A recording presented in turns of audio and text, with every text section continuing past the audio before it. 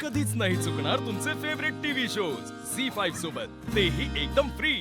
Madam, माझ्या लेकीचं काही चुकलं माकलं असेल तर माफ करा तिला। माफी वगैरे मागण्याची काही गरज नाही। हे असं आहे यांचं। एकदा का बोलायला लागल्या की तोंडाची फटाकडी चुरूच। चल तू निघित ना। निघून जायला नाही आली मी इथे, हे माझं घर आहे। आताच सांगितलं ना तुम्हाला, या घराला आणि अधिपतींना तुमची गरज नाही।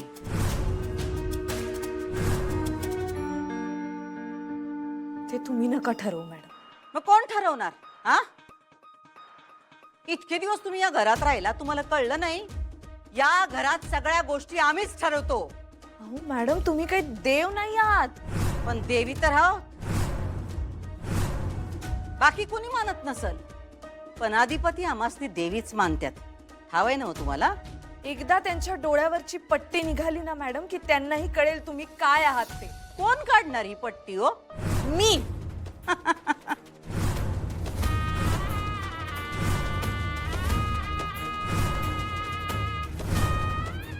किती वेळा प्रयत्न केलाय तुम्ही मास्तरीन बाई, आणि तोंडावर पडलाय। हा, बघ की ग ताई, अजून मौज का संपत नाही हिचा। ही शिकले तर हिला काय वाटतंय का म्या लई शानी? अय, तू तुझं शानपणा तुझ्या घरला कर, इकडे नाही, कळलं का? निघा मास्तरीन बाई, सणावाराला आमच्या घरात उगारा आडा नग।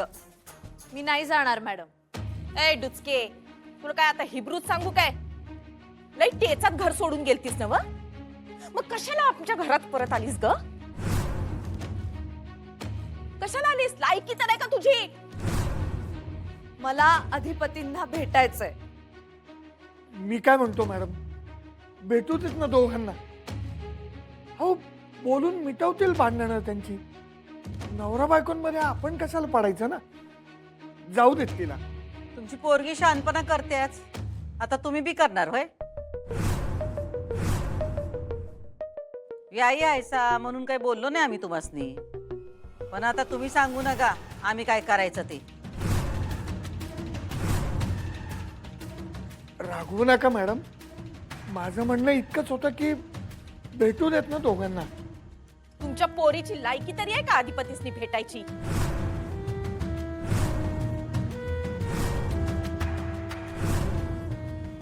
लग्नाची बायको आहे अधिपतीची, आणि त्यांना भेटण्यापासून मला कोणी अडवू शकत नाही। हो मास्तरीन बाई, ते घरात नाहीत। मला माहितीये ते घरातच आहे। ते जरी घरात असते तरी त्यासनी तुला भेटायची इच्छा नाहीये, एवढ्या दिवसात कळलं नाही तुला? त्यांची मला भेटायची इच्छा आहे की नाही हे तुम्ही मला सांगू नका। त्यांची जर इच्छा असती तर एखादा तरी फोन केला असता का नाही तुला? केला असता का नाही? सांग, केला का त्यांनी फोन? नाही ना? कारण त्यांनी तुझा नंबर ब्लॉक केलाय।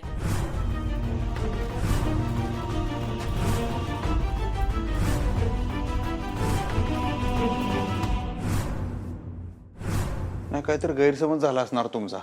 त्यांनी सांगितलं असेल काहीतरी वेगळ्या अर्थानं, की तुमच्या समजण्यात काहीतरी फॉल्ट झाला असणार। कारण कसं आहे बघा, आमचं शिक्षण आहेच कमी, मान्य करतोयच की आम्ही, जग जाहीर आहे, पण मास्तरीन बाईंची अशी इच्छा होती की आम्ही शिकावं। त्याने आम्हाला सांगितलं होतं आणि त्या हिशोबाने आम्ही शिकत बी होतो, आणि त्या गोष्टीमुळे त्या खुश बी होत्या। उलट मला म्हणायच्या तुम्ही ग्रॅज्युएशन करा आणि शिका पुढं अधिपती, त्या खुश होत्या खरंच। अहो जीजू, ताई तिच्या सगळ्याच विद्यार्थ्यांना असंच सांगते। हा, ते अहो पण कसं आहे, विद्यार्थी वेगळं आणि नवरा वेगळा। त्यांचं आमच्यावर प्रेम होतं। मी काही विद्यार्थी नाही ना, फक्त नवरा बी आहे त्यांचा।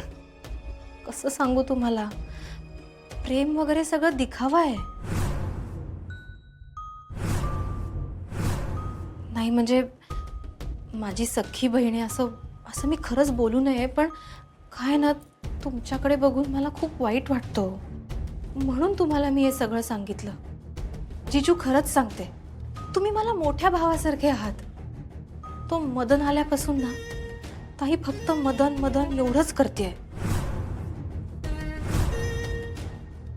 तुमचा तिला डिस्टर्बन्स होऊ नये म्हणून तिने तुम्हाला फोनवरून ब्लॉक सुद्धा केलंय। कोण वागतं आपल्या नवऱ्याशी असं? जीजू, अहो माझंही लग्न झालंय, मला माझ्या नवऱ्याची किंमत आहे। म्हणजे आमच्या दोघांमध्ये छोट्या मोठ्या कुरकुरी होतात, नाही असं नाही, पण मी कधीच ताणत नाही. मला माहिती आहे माझ्या इगोपेक्षा माझा नवरा, त्याचं घर महत्वाचं आहे.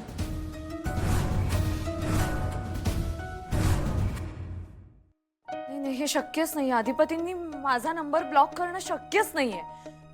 उगाच उगाच काहीतरी सांगू नका तुम्ही मला. काय पण कशाला सांगू ग? जे हाय तेच सांगायले म्या. तू जेव्हा एक घर सोडून गेलीस का नाही, तवा तवा अधिपती मला म्हणले, बरं झालं डोसक्याचा ताप निघून गेला. सारखं आपल्या शिक्षणाची टिमकी वाजवत होत्या. असं बोला तसं बोला, सारखं अभ्यास अभ्यास अभ्यास. आणि काय ग शिक्षणाची बुनबुन बुनबुन. आता हे काय वय आहे का शिक्षणाचं? उगाच लोकांसमोर हस करत होती ही बाई. ते म्हणले का आता त्या गेल्या नव घरला त्यांच्या, मग शिक्षण बी गेलं उडत. त्यांनी काय केलं माहितीये? त्यांनी त्यांची वह्या पुस्तकं फेकून दिली. फेकून.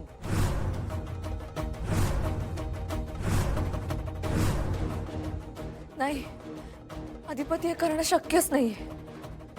ते नाही करणार असं. अधिपती काय काय करू शकतात हे आम्हाला चांगलंच ठाव आहे. अहो पण स्वेच्छेने शिक्षण सुरू केलं त्यांनी, असं का करतील ते?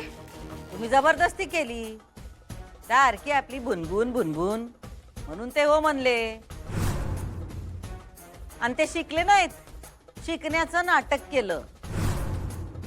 त्यांना असं वाटलं की 4 दिवस तुमची नाटकं चालतील, नात्याची नवलाई असते नाही का, म्हणून ते हो म्हणले.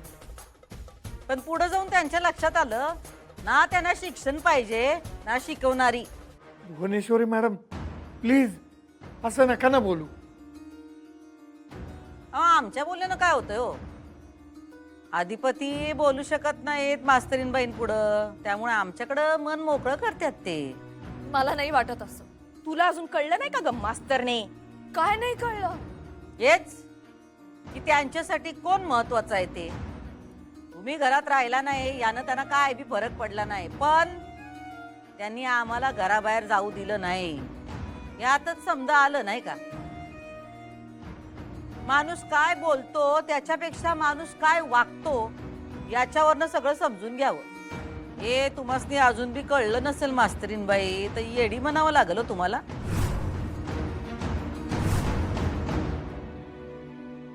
मॅडम, अहो तुमच्याबद्दल वाटतं त्यांना आणि वाटणारच, पण अक्षराबद्दल पण ओढ आहे त्यांच्या मनात. म्हणून तर ते आले होते ना घरी. भेटायचं होतं अक्षराला त्यांना. हे आम्ही पाठवलं होतं त्यासनी लाज खातर. हे नाहीच म्हणत होते, पण आम्ही म्हणलं उगा लोकांना बोलायला जागा द्यायला नको म्हणून ते आलते. झी5 ॲप डाउनलोड करा आणि पहा सर्व एपिसोड्स एकदम फ्री.